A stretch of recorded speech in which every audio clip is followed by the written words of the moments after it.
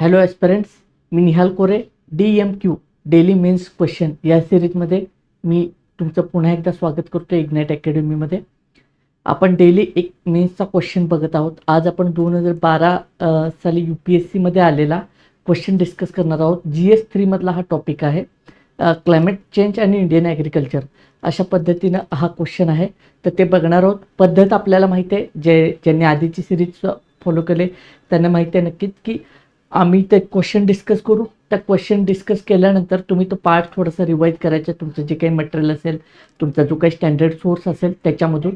आणि तदनंतर या लेक्चरच्या आधारावर मी जे काही मुद्दे डिस्कस केलेले आहेत त्या मुद्द्यांच्या आधारावर तुम्ही उत्तर लिहायचं आहे आणि ते उत्तर लिहून तुम्ही आम्हाला पाठवायचं आहे माझ्या व्हॉट्सअप नंबरला PDF फॉर्मॅटमध्ये. मग मी ते चेक करेन, इव्हॅल्युएट करेन. जे विद्यार्थी आन्सर पाठवतील त्यांना model answer, standard model answer कसा असेल ते मी त्यांना पाठवून देईल. तर अशा पद्धतीचं आपलं हे लेक्चर फॉलो करायचं आहे. ठीक आहे. क्वेश्चन काय आहेत बघूयात. UPSCला आलेला क्वेश्चन आहे हा. Discuss the impact of climate change on Indian agriculture. आता मी सांगितलेलं आहे, क्वेश्चन बघितल्यानंतर कीवर्ड्सवर फोकस करायचा आहे. Climate change. आता तुम्हाला क्लायमेट चेंज म्हटल्यानंतर लगेच चित्र स्पष्ट व्हायला पाहिजे आणि इंडियन ॲग्रिकल्चर, ह्या दोन गोष्टी आपल्याला इथं लक्षात यायला पाहिजे. मग आता भारतीय कृषी कशा पद्धतीचा आहे त्या सगळ्या गोष्टी तुम्हाला माहिती असतील, कॉन्सेप्ट क्लिअर असतील तर तुम्ही याचं उत्तर जे आहे ते आरामात लिहू शकता. ठीक आहे मित्रांनो, ही माझ्याबद्दलची माहिती आहे. 2022 सालचा मी UPSC टॉपर आहे. 2018 पासून मी अनेक विद्यार्थ्यांना स्पर्धा परीक्षेसंदर्भात मार्गदर्शन देत आलेलो आहे, आजही देत आहे. माझं पॅशन आहे NLP कोच आणि माइंड कोच, लाईफ कोच म्हणून मी सध्या काम करत आहे. त्याचबरोबर मी मेमरी ट्रेनर म्हणून सुद्धा काम करतो. त्याच्या अनेक सेमिनार सेशन्स मी घेतलेले आहेत आणि या फील्डमध्ये मी काम करत आहे. सुरू करूयात आजच्या सेशनला. GS3चा टॉपिक आहे. पहिल्यांदा तुम्ही समजून घ्या, सिलेबस हा खूप इंडियन ॲग्रिकल्चर ह्या पार्टमधून आपल्याला खूप चांगल्या पद्धतीनं आन्सरला उत्तर मार्क्स मिळू शकतात. त्यामुळे त्याचा एक आन्सरचा वे काय आहे, कशा पद्धतीने आहे ते आपण समजून घेतलं. आणि क्वेश्चनचा पॅटर्न आता आपण ज्यावेळी कंटिन्यू ही सिरीज होईल तर तुम्हाला ते लक्षात येईल की ॲग्रिकल्चरचे कसे कसे क्वेश्चन आलेले आहेत आणि त्याचा ढाचा कसा असेल, आपल्या नोट्स, मग याच्यातून आपल्या नोट्स मेकिंग वगैरे या सगळ्या गोष्टी क्लिअर होत जातील. ठीक आहे. ह्या पॉईंट्सवर नोट्स सुद्धा तुम्ही काढायचे आहेत. ठीक आहे. आपल्याला इथं समजून घ्यायचं आहे भारतीय शेतीवर हवामानाचा काय परिणाम होतो. आता हवामानाचा, क्लायमेट चेंजचा परिणाम काय होतो, तर ऑलमोस्ट आपल्याला हे माहिती आहे की क्लायमेट चेंजचा परिणाम जे ते निगेटिव्हच होणार आहेत. एखादाच एकच आहे तो पॉझिटिव्ह इम्पॅक्ट, आपण त्याच्यावर चर्चा करू. तो ॲन्सर बॅलन्स करण्यासाठी लिहायचा. पण निगेटिव्ह इम्पॅक्ट सांगायचे की का कशी इंडियन ॲग्रिकल्चर व्हल्नरेबल होत चाललेलं आहे की क्लायमेट चेंजमुळं. हा मुद्दा आपल्याला या प्रश्नाच्या माध्यमातून हा मुद्दा ॲड्रेस करायचा. ठीक आहे. तर बघा, हवामान बदलाचे काय, हवामान बदलाची व्याख्या इंट्रोडक्शनमध्ये प्रस्तावनेत तुम्ही लिहा. हवामान बदल म्हणजे काय, तापमान, पर्जन्य इत्यादी जे काही घटक आहेत, ठीक आहे, त्याचे दीर्घकालीन बदल होणे त्याला हवामान बदल असं आपण म्हटलं जातं. आणि भारतीय शेती जी आहे ती मान्सूनवर आधारित आहे. हा एक मुद्दा तुम्ही तिथे हायलाईट करा, तर तुम्ही म्हणजे ते अलाईन होईल आणि मग तुम्ही मेन बॉडीला सुरुवात कराल आणि तुमच्या लक्षात येईल की मग इथे क्लायमेट चेंजमध्ये तुम्ही एखादा डेटा द्या की कशा पद्धतीनं आता गेल्या 100 वर्षात तापमान वाढ वगैरे झालेली आहे. ठीक आहे. तो डेटा मी स्टँडर्ड आन्सर फॉर्मॅटमध्ये दिलेला आहे. लक्षात येते. तुम्ही इथं तो द्या.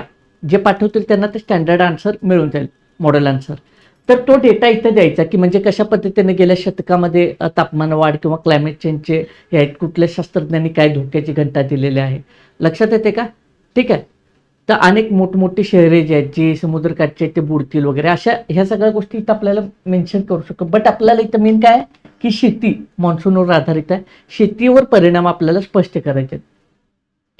ठीक आहे. भारतीय शेती मान्सूनवर आधारित हा मुद्दा तुम्हाला मेन्शन करावा लागेल. मग त्याचा परिणाम काय होतो बघा, तापमान वाढ आहे. तापमान वाढ म्हणजे उष्णतेची लाट येते आणि मग त्याचा परिणाम काय होतो तुम्ही लॉजिकली विचार करा. पिकांवर त्याचा नकारात्मक परिणाम दिसून येतो. पीक जे आहे ते आपल्याला बऱ्याच आपण बघतो की विदर्भ, मराठवाडा किंवा बिहार असेल आणखी या ठिकाणी जे ते पीक करपलेले दिसून येते, पिकांवर नकारात्मक परिणाम दिसून येतो. विशेषतः गहू, तांदूळ असेल. ठीक आहे. बरेचदा ऊसाचाही परिणाम आपण बघतो. ऊसाचाही पाण्याविना पिकं करपलेले आपण बघतो आपण. लक्षात येते. अनेक ठिकाणी आता आपल्या महाराष्ट्रात सोलापूर आणि या साईडला मराठवाडा, विदर्भ या ठिकाणी जे आहे ते ज्वारी, बाजरीसारखी पिकं अख्खी करपून गेल्याचे आपण पाहतो. हे कशामुळं? तापमान वाढीमुळे होतं. लक्षात येते? हा एक मुद्दा आपल्याला हायलाईट करायचा आहे. पीक कालावधीमध्ये घट झालेली दिसून येते, त्यामुळे उत्पन्न काय होतं? ढासळतं. लक्षात येते? उत्पादकता कमी होते. हा एक मुद्दा हायलाईट करायचा आहे. पुढं पर्जन्य बदल. आता पर्जन्यावर बोलावं लागलं. हवामान बदल, पर्जन्य महत्वाचा घटक आहे, त्याच्यावर आपल्याला बोलावं लागेल. अनिश्चित मान्सून आहे, त्याचा परिणाम जो आहे तो भारतीय शेतीला त्या परिणामाचा खूप सामना करावा लागतो. अनिश्चित मान्सूनचे दोन आपल्याला ह्याच्यामध्ये परिणाम दिसतो. ते दुष्काळ, अचानक दुष्काळ पडतो, लक्षात येते. आणि दुसरा आहे ओला दुष्काळ, किंवा म्हणजे त्याला आपण पूर असं म्हणतो. हे दोन प्रकार दिसून येतात. दुष्काळात मग पिके करपले जाणे, मग पिकांचे जे व्यापारी पद्धतीची शेती वगैरे ते बऱ्याचदा, आता द्राक्ष पश्चिम महाराष्ट्रात बऱ्याच ठिकाणी द्राक्षाची शेती पाण्याविना आपल्याला सुकून गेल्याचे दिसून येते. ही उदाहरणं मी सांगायला लागलो ना, ते उदाहरणं सेट लिहायचं आहे. UPSCला उदाहरणं, MPSCला उदाहरणं पाहिजेत. डिस्क्रिप्टिव्ह पॅटर्न हे तुम्हाला सहज तुम्ही लिहू शकाल, पण तुम्हाला ते उत्तर पटवून देताना तुम्हाला तो डेटा ठेवावा लागेल. हे आपल्याला आन्सर रायटिंगमधून शिकायचं आहे. ठीक आहे. दुष्काळ आहे, पेरणी कालावधीवर परिणाम झाला ते दिसून येतं. आता आपण बघतो बघा, आपण ज्यावेळी लहान होतो, तर मी ज्यावेळी लहान होतो तर पेरणीचं सायकल होतं ते साधारण. आता पेरणीचं सायकल पुढं का? आता पहिला पाऊसच उशिरा व्हायला लागलेला आहे. पहिला पाऊस झाल्याशिवाय ती जमिनीत जे ओल निर्माण व्हावे लागते आणि त्याच्यानंतर नांगरणी करून मग ते पेरले जातं ना, तर ते इथं पुढं चाललेलं आहे सायकल. म्हणजे काय? पेरणी कालावधीवर परिणाम व्हावा लागला आहे. परिणाम त्याच्या पिकाचे जे सायकल आहे ते डिस्टर्ब झालेलं आहे. त्याच्यामुळं काय झालेलं आहे? उत्पादकता आपल्याला कमी झाल्याचे दिसून येते. पूर आल्यानंतर अनेक पिकं जी आहेत तिथं बघता बघा हे डायग्राममध्ये अनेक पिकं पाण्याखाली गेलेले आहे. पुराचा परिणाम बऱ्याच ठिकाणी म्हणजे नदीकाठचे जे गाव आहेत तिथले पिकं वाहून गेलेले दिसतो. ऊस पूर्ण डिस्ट्रॉय झालेला दिसतो. आता ऊस जे आहे तो ओलीत म्हणजे बऱ्याचदा नदी आसपासच्या पट्ट्यामध्ये ऊस दिसून येतो, पण पुरामुळे काय झालेलं आहे? ऊस बऱ्यापैकी आपल्याला दिसून येतो बऱ्याच भागामध्ये, तो आता विशेषतः पश्चिम महाराष्ट्रामध्ये वगैरे. तर तिथं जे आहे ते पिकं नष्ट झाल्याचे दिसून येते. हे दोन मुद्दे पर्जन्य अनिश्चित मान्सून जे आहेत तर त्याच्यामुळे हे आपल्याला दिसून येतं. आता अनिश्चित मान्सून एक तर पूर येईल आणि दुसरं दुष्काळ येईल, इतकंच नाही आहे. आणखी एक मुद्दा तुम्ही हायलाईट करू शकता की अवेळी पाऊस येणं. म्हणजे आता द्राक्ष बागांच्या छाटण्या असतील किंवा महत्वाच्या पिकांच्या छाटण्या असतात आणि त्यावेळीच्या त्या फेजमध्ये अति पाऊस घातक ठरतो. ठीक आहे. मग त्यावेळी ते डॅमेज होतं किंवा फळधारणा सुरू होत असते, त्या फळधारणेच्या वेळी गारपीट व्हायला लागते बऱ्याचदा. मग हे याच्यामुळे काय व्हायला लागलं? अनिश्चित मान्सून आहे, त्याच्यामुळे पिकं हे व्हायला. फक्त दुष्काळ आणि पूर हेच मुद्दे न मांडता अवेळी होणारा पाऊस किंवा गारपीट, ठीक आहे, किंवा वळीवरचा पाऊस बऱ्याचदा ते द्राक्ष काढणीच्या वेळी अवेळी पाऊस होतो आणि त्यावेळी द्राक्षाची पिकं अख्खी डिस्टर्ब झाले दिसून येते. किंवा बेदाणा निर्मितीमध्ये शेडवर बेदाणा टाकलेला असतो, तिथं मोठ्या प्रमाणावर गारपीट झाली तर तो पूर्ण बेदाणा तो नष्ट होऊन जातो. अशा पद्धतीचं हे पॉईंट्स आपल्याला मेन्शन करायचे आहेत. लक्षात येते? 3 मुद्दे याच्यामध्ये पर्जन्य संदर्भात, मान्सून संदर्भात किंवा पावसा संदर्भात तुम्ही 3 मुद्दे हे लक्षात ठेवा. ठीक आहे. पेरणी कालावधीचा परिणाम एक आपल्याला महत्वाचा आहे. अतिपरिणामकारक आपत्ती असेल तर त्याच्यामध्ये काय होतं? पिकं उद्ध्वस्त होतात. ओके. तर आता ही मॅप आता ह्याच्यामध्ये मॉडेल दिलेलं आहे. आणखी तुम्ही बाकीची ह्याच्यामध्ये मॅपमध्ये मेन्शन करू शकता. मी मॉडेल म्हणून दिलेलं आहे. बिहार पूर आलेला आहे, त्याच्याबरोबर आसाम पूर आहे, तर मराठवाडा विदर्भ दुष्काळ दिसून येतो. त्याच्यामुळे काय होतं की हे एक्स्ट्रीम इव्हेंटमुळे काय होतं की तिथले जे शेती आहेत त्या शेतीला भयानक संकटांचा सामना करावा लागतो शेती आणि शेतकऱ्यांना. लक्षात येते का? ते हीट वेव्ह आहेत, पूर आहेत, त्याच्यानंतर वादळ आलेले आहेत, आता सायक्लॉन्स आले. तर सायक्लॉन्स आल्यानंतर साधारण ते वादळामुळे काय होतं की शेतीचं खूप सारं नुकसान होतं. फळबागांना वगैरे खूप मोठा परिणाम त्याच्यावर होऊन जातो. लक्षात येते? ठीक आहे. हे पॉईंट सांगायचे आणि ह्या पॉईंटचं साधारण जातो. वादळ आल्यानंतर फळबागा नष्ट होणे वगैरे उदाहरणं द्यायची. मग कुठं साधारण? आता साधारण बघा ह्या पद्धतीनं मी इथं जॉग्रफीमध्ये सांगितलेलं आहे किंवा इथेच तुम्ही मॅपमध्ये मांडा की हीट वेव्हमुळे असं झालेलं आहे. हे मॉडेल्स तुम्हाला द्यायला लागलोय, उत्तर कसं लिहायचं आहे आपल्याला. ठीक आहे. पाणी टंचाईच्या समस्या ऑब्विसली, कारण भारतीय शेती मी काय सांगितलं मान्सूनवर आधारित आहे. पाणी टंचाई खूप मोठ्या प्रमाणावर आपल्याला बऱ्याच भागामध्ये दिसून येते. आता एक आहे तर पुराचा वगैरे आपण एक्सप्लेन केला. तर पाणी टंचाई म्हणजे काय? मुळात शेतीला पाणीच कमी पडत आहे, सिंचनामध्ये अडचणी निर्माण झालेल्या आहेत, भूगर्भ पाणी पातळीमध्ये वाढ झालेल्या आहेत. उत्तर लक्षात ठेवा, क्वेश्चनची डिमांड आपण सोडायचं नाही. काय आहे क्वेश्चनची डिमांड? क्लायमेट चेंजचा ॲग्रिकल्चरवर इम्पॅक्ट आहे. हे क्लायमेट चेंजमुळे झालेले इम्पॅक्ट आहेत. लक्षात येते का? भूगर्भ पाण्याची पातळीची खाली चाललेलं आहे, वॉटर लेवल खाली चाललेलं आहे, त्यामुळे शेतीवर परिणाम व्हायला लागलेला. वॉटर लेवल खाली कशामुळे चाललेलं आहे?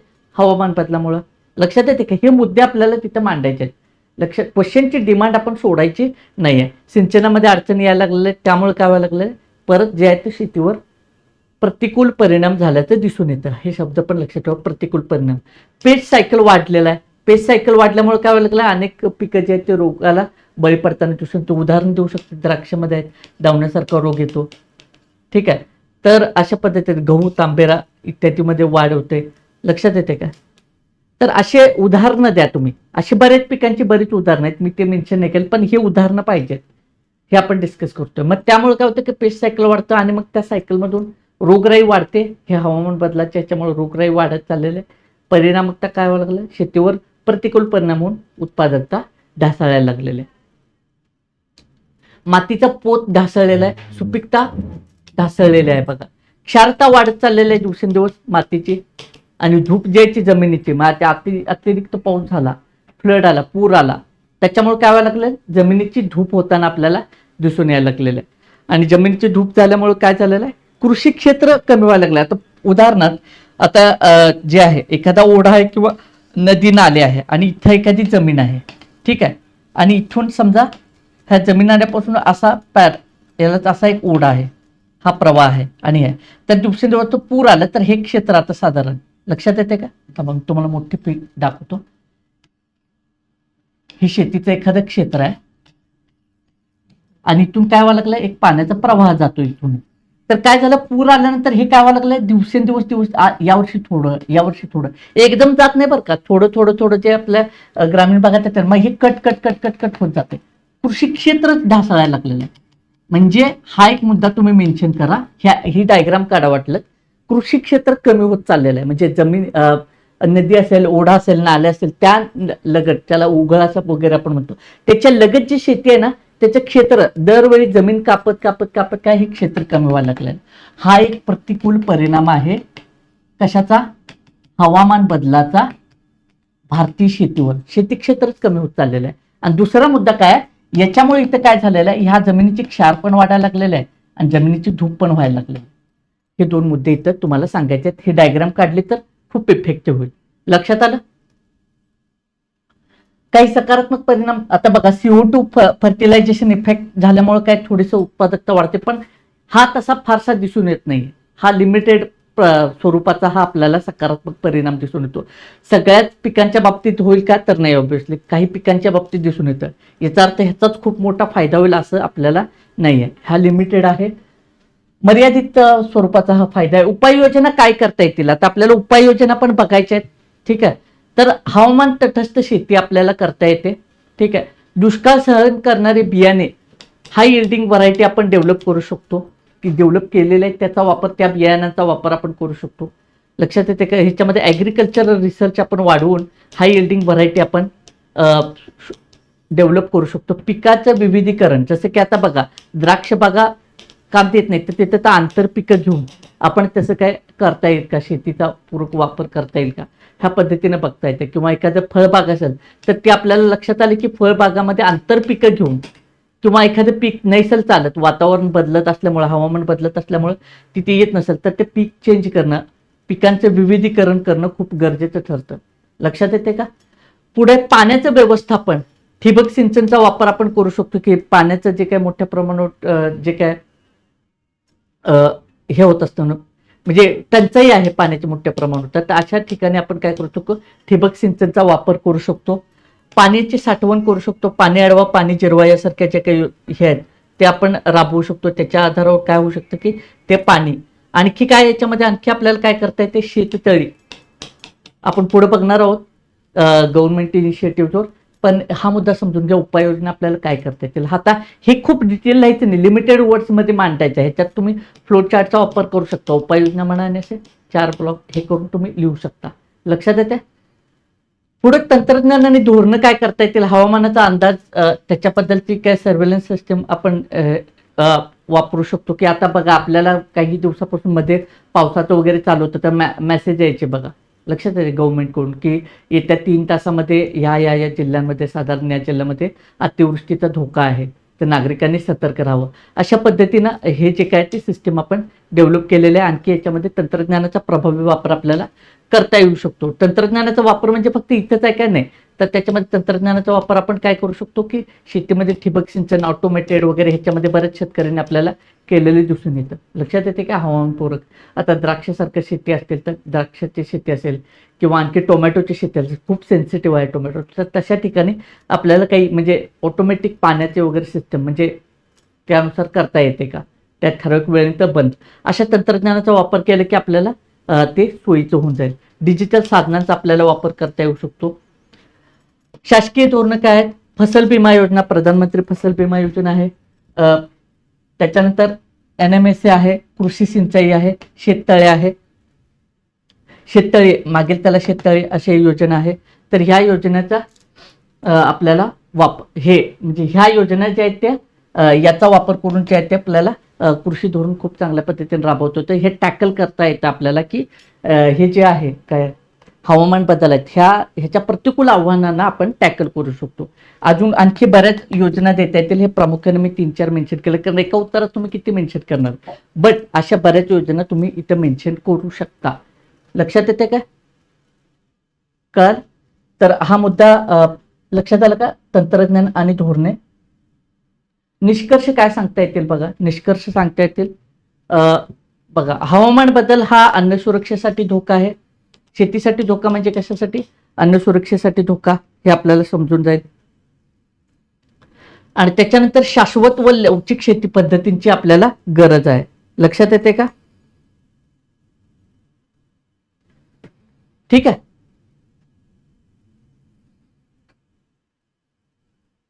आता याच्यामध्ये एक स्टेटमेंटमध्ये आपल्याला काय करता येतील? हवामान बदलाचे आव्हान शेतीसमोर मोठ्या प्रमाणावर त्याच्यावर उपाययोजना म्हणून शाश्वत व लवचिक शेती पद्धतींची अंमलबजावणी किंवा शेती पद्धतींची गरज आहे. हे आपण हे करून आपलं कन्क्लुजन थांबवू शकतो. ठीक आहे. हे लक्षात ठेवा. आणि ह्या ज्या स्कीम्स आहेत ह्या खूप महत्त्वाच्या आहेत. फसल बीमा योजना, national mission for sustainable agriculture, कृषी सिंचाई योजना, शेततळे ही महाराष्ट्र शासनाची योजना आहे, ते तुम्ही मेन्शन करू शकता. आणखी काही सर्वेलन्स सिस्टम संदर्भातल्या ह्याच्यामधले काही कृषी रिलेटेड काही ॲप वगैरे असतील तर ते तुम्ही बघू शकता. लक्षात येते का? समजलं? तर हे मुद्दे मांडायचे आणि त्याच्यानंतर कन्क्लुजनवर यायचं. ह्यांना आन्सर बॅलन्स करायचे, म्हणजे काय धोरणं, गव्हर्नमेंट इनिशिएटिव्ह काय आपण हे करू शकतोय. लक्षात येते? हे 4 लिहायला पाहिजे असं काही नाही, पण 2 यांसारख्या योजनांचा प्रभावी वापर करून आणि इथं 1-2 काही ॲप वगैरे असतील तर ते मेन्शन करायचे. कृषी रिलेटेड ॲप आहेत. ठीक आहे. तर ते मेन्शन करून आपण परत मग काय यायचे, कन्क्लुजनकडे यायचे. कन्क्लुजन एक स्टेटमेंटमध्ये लिहायचे. ह्या पद्धतीने हवामान बदल हे शेतीसाठी आव्हान जरी असलं तरी शाश्वत व लवचिक शेती पद्धतींची अंमलबजावणी करून आपण त्याचा सामना करू शकतो. असा आन्सर आपल्याला पॉझिटिव्ह ह्याच्यामध्ये, पॉझिटिव्ह नोटमध्ये आपण आन्सर थांबवू शकतो. तर जे विद्यार्थी आन्सर लिहितील त्यांनी या नंबरवर PDF फॉर्मॅटमध्ये आन्सर पाठवा आणि जे आन्सर पाठवतील त्यांना मॉडेल आन्सर प्रोव्हाइड केले जाईल त्या प्रश्नाचं उत्तर एव्हॅल्युएट करून. तर लेक्चर आवडलं असेल तर शेअर करा आणि अधिक विद्यार्थ्यांच्यापर्यंत हे लेक्चर पोहोचलं पाहिजे, जेणेकरून त्या सर्वांना या लेक्चरचा फायदा होईल. ही सिरीज ज्यावेळी याची साधारण 50 दिवस कंप्लीट होतील त्यावेळी हे जर तुम्ही फॉलो करत असाल एक्सरसाइज तर तुम्हाला लक्षात येईल की याच्यातून आउटपुट किती आहे. लक्षात येते? आन्सर रायटिंग हा एका दिवसातला विषय नाही आहे, प्रोसेस आहे. ते प्रोसेसमधून तुम्हाला जावं लागेल आणि एक दिवस तुम्हाला लक्षात येईल की खूप चांगल्या पद्धतीने आपण उत्तरं लिहित आहोत. ठीक आहे. आज इथंच थांबूयात. धन्यवाद.